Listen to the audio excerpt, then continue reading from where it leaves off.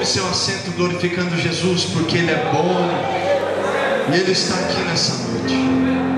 Eu agradeço a Deus por essa oportunidade, o privilégio, a honra de nós estarmos aqui nessa noite compartilhando da palavra do Senhor Jesus.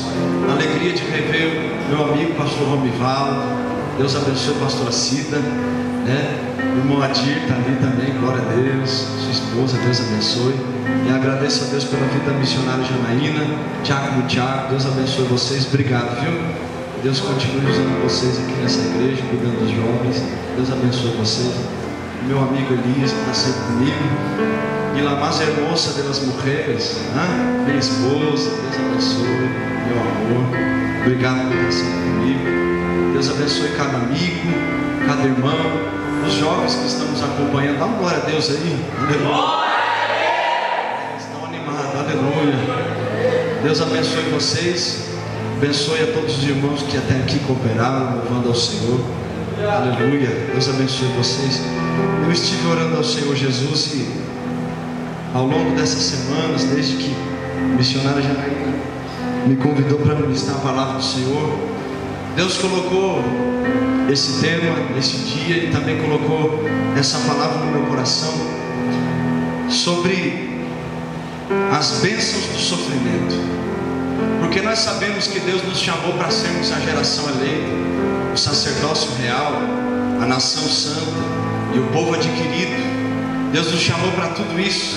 Só que Ele nos chamou com um propósito, para que anunciemos as virtudes daquele que nos chamou das trevas para a sua maravilhosa luz.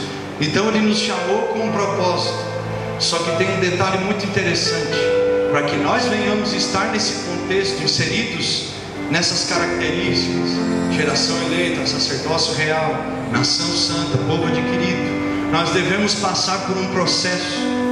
E esse processo, muitas vezes, a maioria das vezes, é um processo doloroso. É um processo em que Deus vai nos tomar pela mão, e Ele mesmo, como oleiro que toma um vaso, vai nos pegar na sua mão, vai nos formar, vai tirar os cantos, vai tirar as falhas, vai nos aperfeiçoar. É por isso que a Bíblia diz que aquele que começou a boa obra nas nossas vidas, ele não terminou ela, mas ele vai aperfeiçoá-la até o fim, até que todos nós cheguemos à estatura de varão perfeito. Ele nos pega, e esse processo sempre vai ser dolorido.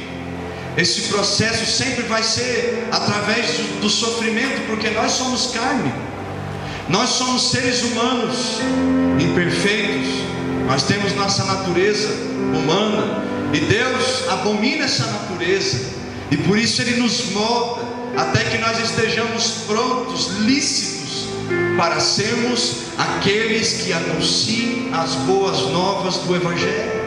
Aleluia. Nós ouvimos durante esses dias, na conferência de oração, o pastor Romivaldo estava lá ontem à noite.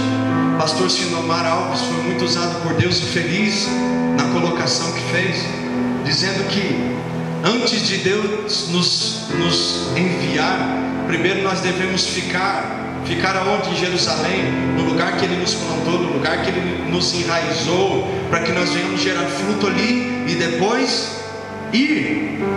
E geralmente Deus usa o lugar que nós estamos, a nossa Jerusalém, onde Ele nos planta, onde tudo começa, esse lugar onde Ele nos molda, onde Ele usa as pessoas, onde Ele usa os irmãos, e Ele usa a gente mesmo para trabalhar em nós, para começar a obra em nós, e para que um dia Ele mesmo termine ela.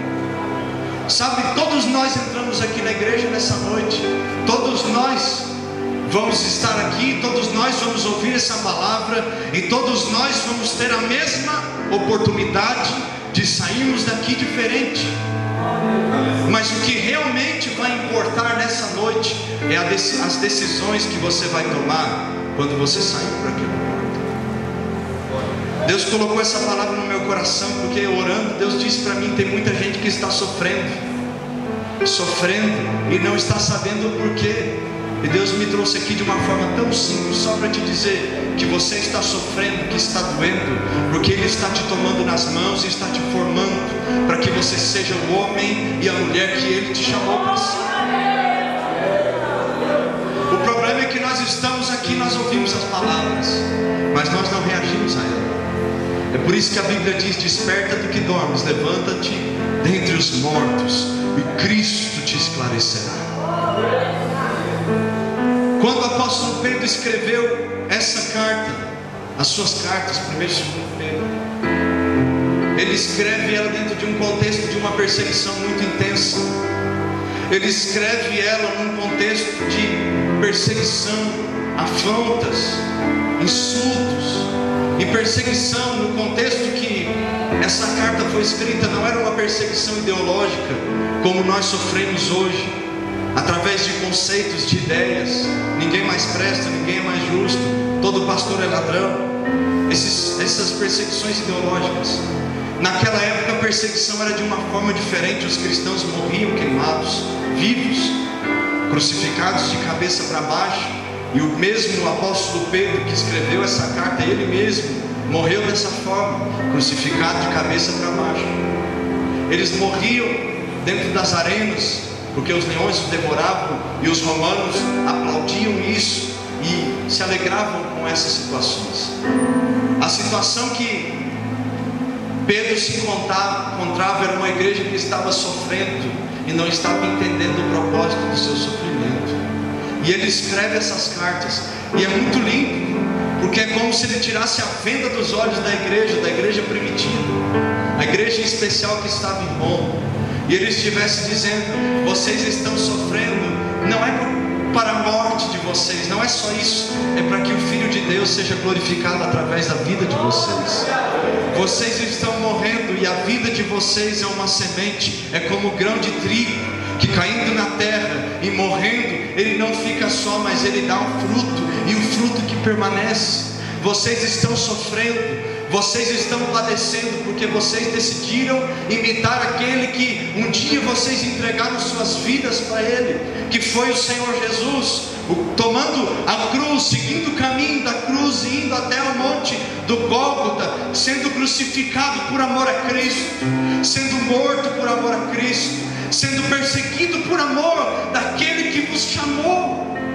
Ele esclarece a visão da igreja. E é interessante porque hoje parece que a igreja prega sobre o antissofrimento.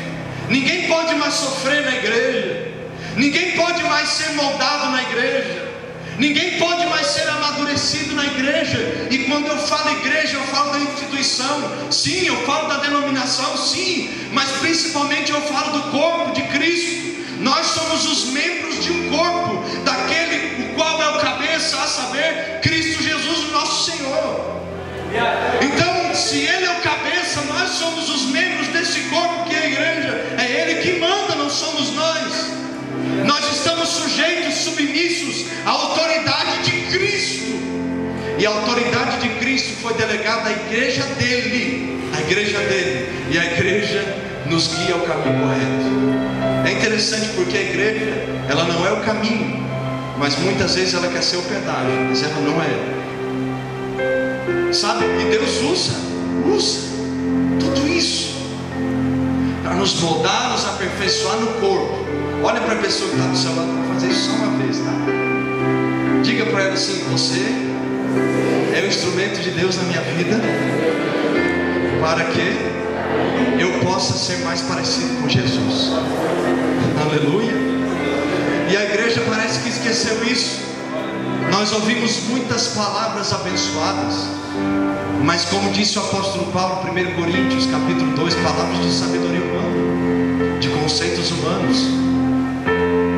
Mas e a palavra do Senhor?